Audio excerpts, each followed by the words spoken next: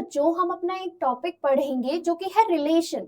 ठीक है, हमने इसे समझा था बच्चों। तो आज का जो रिलेशन है वो है बच्चों relation between radius of curvature and focal length, यानी गोलीय दर्पण की वक्रता, त्रिज्या और फोकस दूरी के बीच संबंध। जो हमारे पास क्या होता है बच्चों, स्फेरिकल मिरर होता है। ठीक है, सपोज मेरे पास स्फेरिकल मिरर है। अब देखो बच्चों यहाँ पर क्या होता है, ये हो गई मेरी प्रिंसिपल एक्सिस।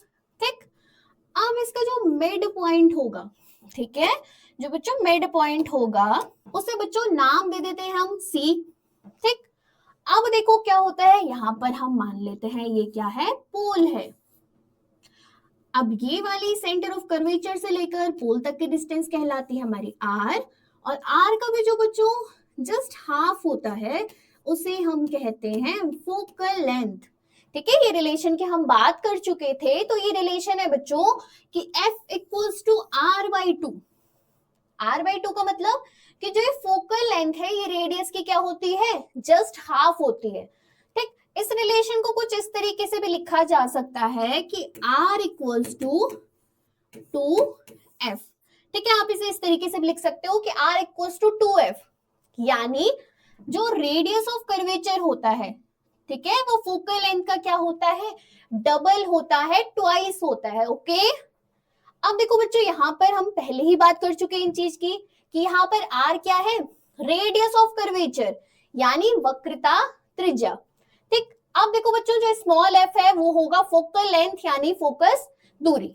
ठीक है, इस रिलेशन की बात बच्चों हम कर चुके थे। अब इससे रिलेटेड क्या कर लेते हैं, न्यूमेरिकल्स कर लेते हैं थोड़ा। ठीक, if the focal length of A spherical mirror, if the focal length of a spherical mirror is 12.5 centimeter, its radius of curvature will be, इसमें कहा गया है कि अगर आपके पास किसी गोलीय दर्पण की फोकस दूरी 12.5 सेंटीमीटर दी हुई है तो उसका क्या वक्रता त्रिज्या कितनी होगी। फॉर्मूला देखो, सबसे पहले क्या लिखो, सबसे पहले बात करेंगे हमें क्या दिया हुआ है, फोकस दूरी यानी स्मॉल एफ दिया हुआ है, कितना है 12.5 सेंटीमीटर। ओके, हमें क्या फाइंड आउट करना है, वक्रता त्रिज्या यानी आर फाइंड आउट करना है। अब बच्चों फॉर्मूला क्या होता है, आर इक्वल्स टू 2F।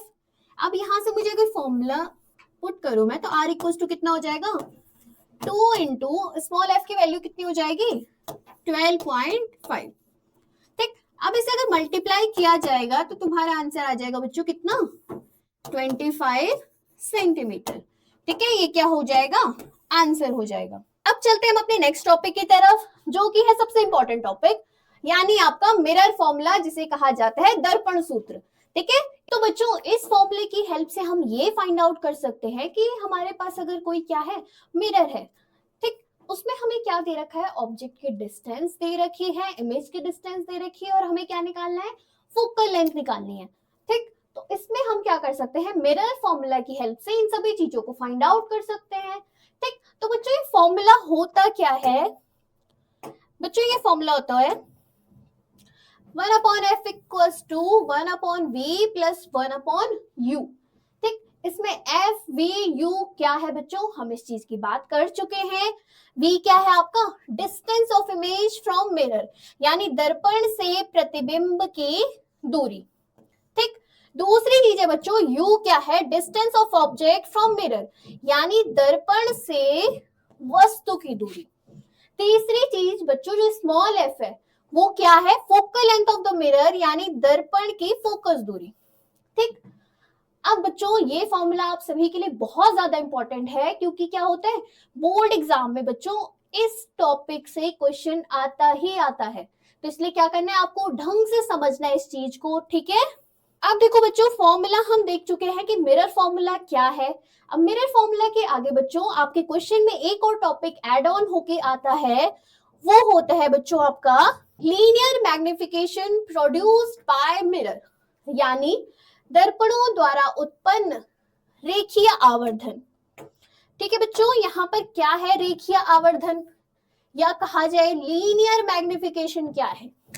ठीक, अब देखो मैग्निफिकेशन का मतलब सिंपल अगर टर्म में देखा जाए, मैग्निफिकेशन यानी मैग्नीफाई, यानी कोई इमेज कितनी छोटी है, कितनी बड़ी है as compare to the object. तो बच्चों मैग्निफिकेशन का सिंपल मतलब है कि वस्तु का प्रतिबिंब वास्तविक वस्तु के आकार की तुलना में कितना गुना बड़ा या कितना छोटा बना है। यानी सिंपल बच्चों यहाँ पे एक तरीके का कंपैरिजन है कि हम ऑब्जेक्ट के कंपैरिजन में देख रहे हैं इमेज क्या बन रही है, उसके कंपैरिजन में बड़ी बन रही है या फिर छोटी बन रही है। ठीक है, उसी को क्या कहा जाता है, मैग्निफिकेशन कहा जाता है, जिसे हिंदी में कहते हैं आवर्धन।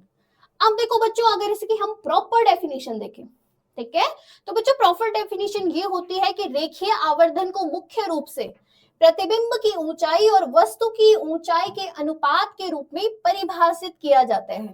ठीक है, एक तरीके से बच्चों क्या है, रेशियो है मैग्निफिकेशन, किस किस का, प्रतिबिंब की ऊंचाई यानी कि क्या, हाइट ऑफ इमेज, और वस्तु की ऊंचाई का अनुपात यानी हाइट ऑफ ऑब्जेक्ट का क्या है, रेशियो है। ठीक, यहां तक आप समझ गए। अब इसका क्या करते हैं, फॉर्मूला देख लेते हैं। आप इसे क्या कर लो, फटाफट से नोट कर लो। फॉर्मूला कुछ इसका इस प्रकार से है कि हमने बात करी कि क्या है, यहां पर रेशियो की बात करी। रेशियो किस किस का, हाइट ऑफ इमेज और हाइट ऑफ किसकी, ऑब्जेक्ट का रेशियो। ठीक है, तो यहां से बच्चों हम मैग्निफिकेशन को डिनोट करते हैं स्मॉल m से। ठीक, अब हाइट ऑफ इमेज को डिनोट किससे करेंगे, h, और यहां पर इसके साथ में I का मतलब इमेज यानी प्रतिबिंब। अब रेशियो किसके साथ, हाइट ऑफ ऑब्जेक्ट। ठीक, ऑब्जेक्ट यानी क्या हो गई, आपकी कोई भी वस्तु हो गई। अब देखो बच्चों, यहां पर एक इसका दूसरा फॉर्मूला भी होता है।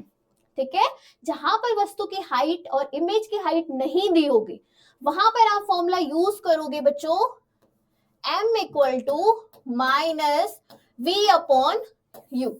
ठीक है, और v और u की वैल्यू तो आपको पता है, v यानी कि क्या, इमेज की डिस्टेंस, और u का मतलब क्या हो गया, ऑब्जेक्ट डिस्टेंस। ठीक है, फ्रॉम द पोल।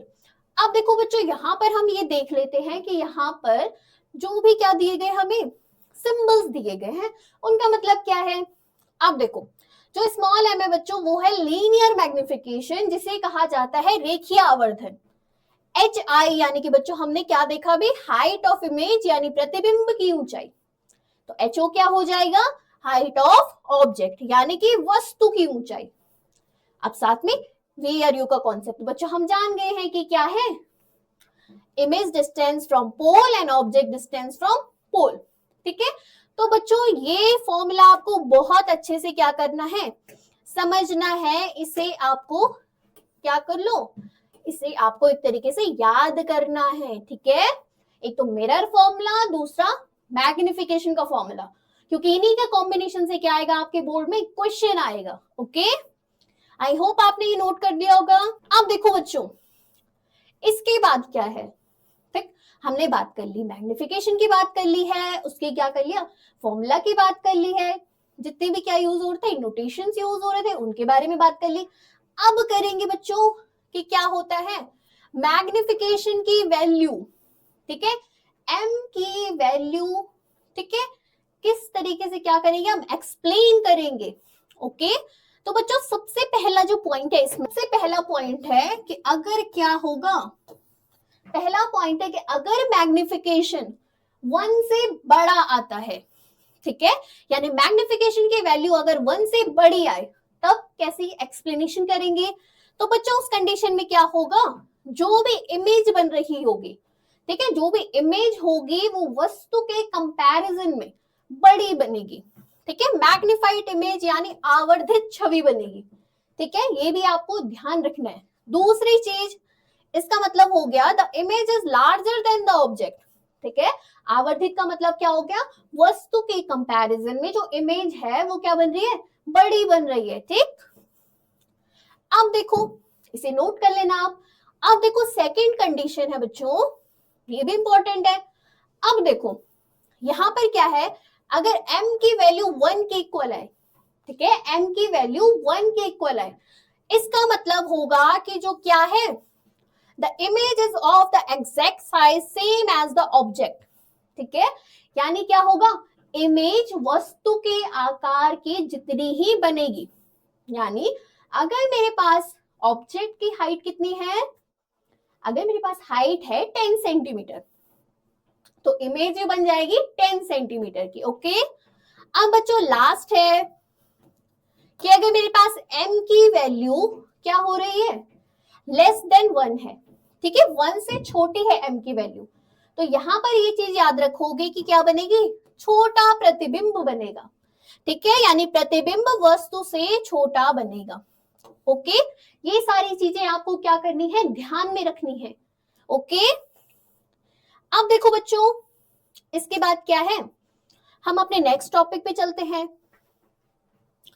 अगर यहाँ पर क्या दिया हुआ है, ठीक, अब बच्चों यहाँ पर आपको कुछ चीजें ध्यान में रखनी है, सिंबल्स को ध्यान में रखना है, ठीक, हमने फॉर्मूला की बात कर ली, नोटेशन क्लियर हो चुके हैं, अब बात है साइन किस तरीके से लगाओगे। ओके, अब देखो पैरामीटर है बच्चों हमारे पास की हाइट ऑफ इमेज। ओके, आपने यहाँ पे क्लियर करा था, साइन कन्वेंशन में हमने बात करी थी कि लेफ्ट हैंड साइड में क्या लोगे, नेगेटिव लोगे, ठीक, लेफ्ट हैंड साइड हमेशा क्या होगी, नेगेटिव होगी, यहाँ पे लिख देते एक बार, ठीक है, नेगेटिव, और राइट हैंड साइड पॉजिटिव होगी। अब देखो हाइट ऑफ इमेज या ऑब्जेक्ट अगर ऊपर की तरफ रखा है, ठीक है, ऊपर की तरफ साइड क्या हो जाती है, पॉजिटिव, अगर यही चीज नीचे डाउनवर्ड डायरेक्शन में हो तो ये बनेगी नेगेटिव, ठीक है, यहां से आप समझेंगे क्या क्या हो रहा है। अब देखो अगर आप हाइट ऑफ इमेज की बात करते हैं, ठीक है, किस चीज में, रियल इमेज कब बनेगी, रियल इमेज कब बनेगी, अगर ऑफ हाइट ऑफ इमेज क्या हो जाए, नेगेटिव हो जाए, ठीक है, क्योंकि हमने बात करी थी कि अगर आप देखो जो मिरर के सामने बनेगी, ठीक है, वो कैसी बनती है, यहां पर लिख लेते हैं एक बार, वो बनेगी बच्चों रियल एंड इन्वर्टेड, ठीक है, रियल और इन्वर्टेड बनेगी। राइट हैंड साइड में बनेगी वर्चुअल एंड इरेक्ट। ओके, अब देखो यहां से कि अगर मेरे पास क्या है, रियल इमेज कब बनेगी, जब हमारे पास क्या होगी, हाइट ऑफ इमेज कैसी होगी, नेगेटिव होगी। नेगेटिव क्यों होगी हाइट ऑफ इमेज, क्योंकि क्या है, रियल और इन्वर्टेड के केस में भाई इमेज कैसी बननी चाहिए, इन्वर्ट बननी चाहिए, और इन्वर्ट कैसे होगा, जब डाउनवर्ड डायरेक्शन में होगा, डाउनवर्ड क्या होता है, नेगेटिव, तो ये कंडीशन आपको याद रखनी है। दूसरा है अगर वर्चुअल इमेज की बात करी जाए तो हाइट ऑफ इमेज कैसी होनी चाहिए, ठीक है, वर्चुअल में देखो कैसी बननी चाहिए इमेज, इरेक्ट बननी चाहिए, सीधी बननी चाहिए, ठीक है, अगर वस्तु की इमेज क्या है, सीधी बन रही है तो डायरेक्शन कौन सी है, अपवर्ड, अपवर्ड में कैसी डायरेक्शन होगी, पॉजिटिव होगी, ठीक। दूसरी चीज है बच्चों हाइट ऑफ ऑब्जेक्ट, ये चीज आपको समझनी है, हाइट ऑफ ऑब्जेक्ट कैसी होगी, हमेशा पॉजिटिव होगी, ठीक है, क्योंकि ऑब्जेक्ट कहाँ रखा जाता है, दर्पण के सामने, और हमेशा कैसा रखा जाएगा, सीधा, ठीक है, अपवर्ड डायरेक्शन में है तो हमेशा क्या होगा, पॉजिटिव होगा, ठीक है। अब देखो बच्चों मैग्निफिकेशन, मैग्निफिकेशन रियल इमेज के केस में कैसा आएगा, नेगेटिव आएगा। अब क्यों आएगा नेगेटिव, थोड़ा इसे समझ लेते हैं, ठीक है, हमने बात करी थी कि m क्या होता है हमारे पास, हाइट ऑफ इमेज और हाइट ऑफ ऑब्जेक्ट का रेशियो, ठीक है।